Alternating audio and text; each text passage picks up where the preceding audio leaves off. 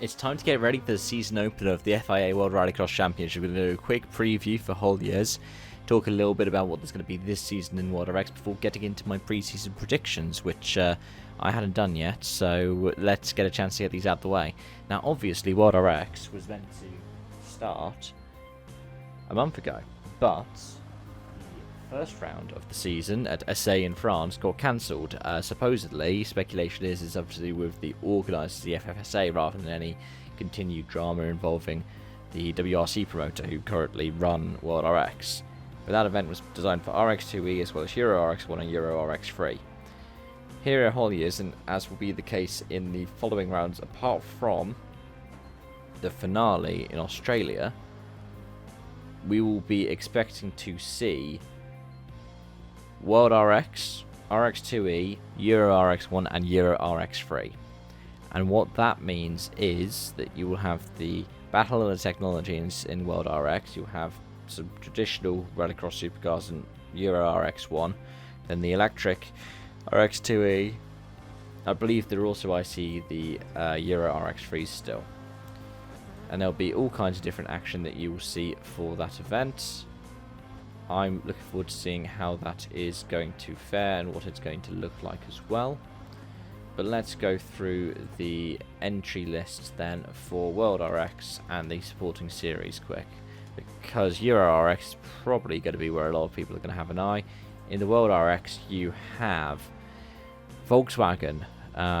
Christopherson is entering both electric and sustainably fueled engine polos, the RX1E.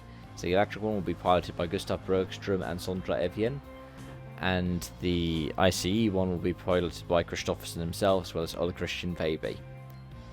We will also have a Seat of Renault Munich. I believe that's an ICE one, which of course has done the rounds in World RX and Euro RX before.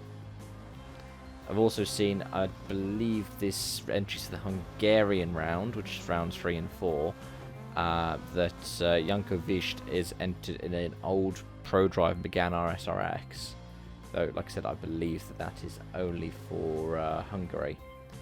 Which means that we have 10 entries in World RX for RX1, with 2 PWR RX1Es, which are the Gronholm or old GRX ones, so Niklas Gronholm and Clara Anderson. And then we have the Peugeots. The RX1Es, obviously, it's the Hansen brothers, Timmy and Kevin. Then we also have JDM Raptor Racing, which I believe is actually a returning team. I believe that's the... Is it AP Racing, AD Racing? Or DA, sorry, DA Racing even. I'm getting that completely wrong.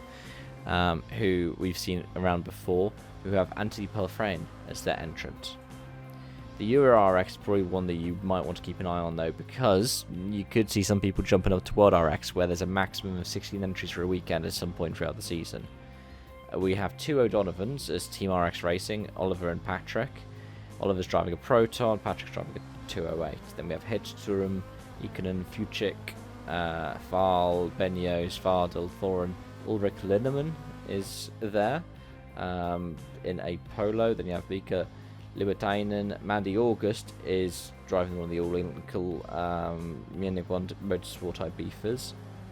Then you have the S1 of Zoltan Konchk, Attila Moser and Mark Moser in Fiestas, Paulius Pleskovas in the Lithuanian Fabia that we had seen in World RX before as well, and then a few more Audis for Litwinovic, Tomasz Karai and Yuri Belevsky. So we have a few different entries there. I'm looking forward to seeing how they fare, and it would be cool to see some of them step up to World RX, because now championship points are being awarded in the heats as well as the semi-finals and the finals, I believe at every stage as well of it, because they need to make the championship a bit more exciting and, you know, stop Kristofferson from running away with it. Which then leads me on to my pre-season predictions. So, let's get on with these. And I'm going to do the same things I have for every other one. There are 24 predictions. I will just list them off, and then at some point, probably towards the end of the season, we'll go through and check them. So firstly, I believe ICE will win at least one championship. Don't know which one it's going to be, but I believe it's going to be one. I also think that at least one-off entrant or more will announce their competition mid-season. I'm not counting right now the McGann. I'm expecting probably somebody else, but that could be with an asterisk next to it.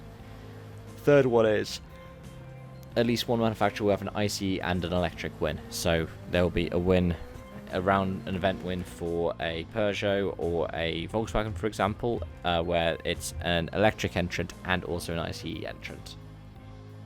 I also think there'll be at least one more manufacturer whose car makes an appearance. There are a few manufacturers that could do this. Audi is probably the one I put my money on. Then after this, I say at least 2 Euro RX competitors will step up to World RX. Judging by the entry list there that we have for the Magic Weekend of Holjes, that could make some sense. I think Munich will add a second Seat at one round at least, which, again, look at the fact that Mandy August entered for Euro RX. I think one driver will end up double dutying Euro and World RX.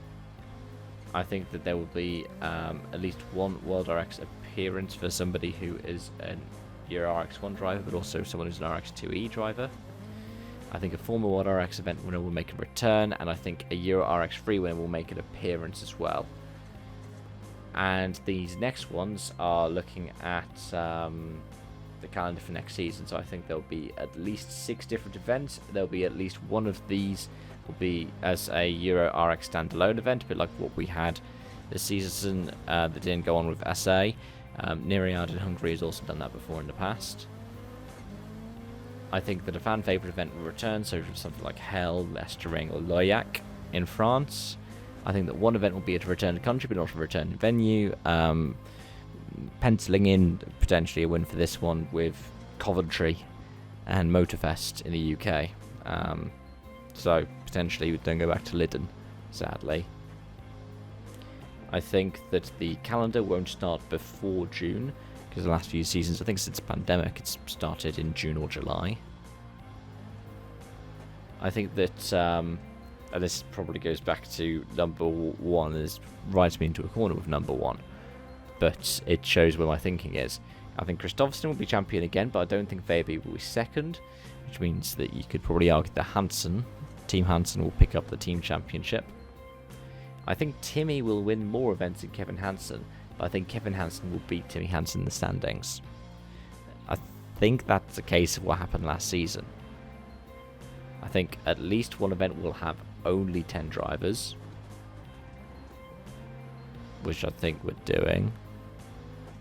I think one event will have more than 14 drivers. I think there'll be at least one final decided by a punch for a driver. I think viewing figures will increase year on year, but I also think that viewing figures will not catch up to pre-pandemic levels. Just simply because they went behind a paywall during the pandemic. I'm expecting this battle of technologies, people are going to come back saying, oh, look, there's less electric. And also, more people are going to be aware of it through the Rally TV stuff. I think there'll be talk banning electric altogether, though personally I think there is an argument to have electric in World RX. I also think that this is going to be the last one. The Battle of the Technologies format will remain for 2025. It's the most accessible, and hopefully it means that we'll have other suppliers such as Stard coming in, so we could have potentially multiple different powertrains and multiple different designs and multiple different chassis running the Ford Fiesta platform, even after the Ford Fiesta stopped being made. But those are my thoughts. Let me know in the comment section down below. Thank you so much for watching. I hope to see you again soon. Bye for now.